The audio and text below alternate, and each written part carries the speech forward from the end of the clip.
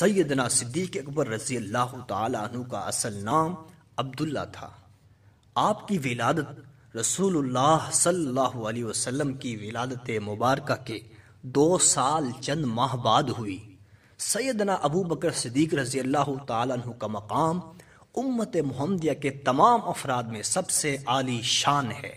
کوئی بھی اہم موقع، مہم، غزوہ اور سفر ایسا نہیں جس میں آپ کو رسول اللہ صلی اللہ علیہ وسلم کی خاص معیت نصیب نہ ہوئی ہو۔ یہ محبت ہی تو تھی کہ آپ کی صاحبزادی ام المؤمنین حضرت عائشہ رضی اللہ تعالی عنہا آپ علیہ الصلوۃ والسلام کے عقد نکاح میں تھی۔ رسول اللہ صلی اللہ علیہ وسلم کے سانحہ ارتحال کی خبر ملتے ہی تمام صحابہ کرام پر غم و الم کے پہاڑ ٹوٹ پڑے۔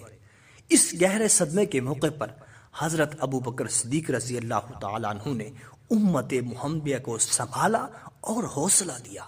اس کے بعد صحابہ کرام نے آپ کے ہاتھ پر بیعت فرما کر آپ کو خلیفۃ المسلمین مقرر فرمایا۔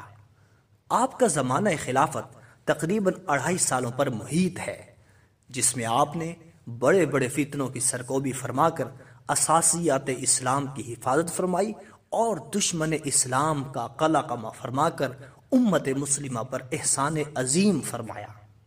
حضرت ابو بکر صدیق رضی اللہ تعالی عنہ نے 22 جمادی الثانیہ سن 13 ہجری بروز پیر 63 برس کی عمر میں اس دار فانی سے کوچ فرمایا۔ خداوند قدوس نے زندگی بھر وفاداری نبھانے والے یار غار کو رسول اللہ صلی اللہ علیہ وسلم کے پہلو مبارک میں جگہ عطا فرما کر یار مزار بھی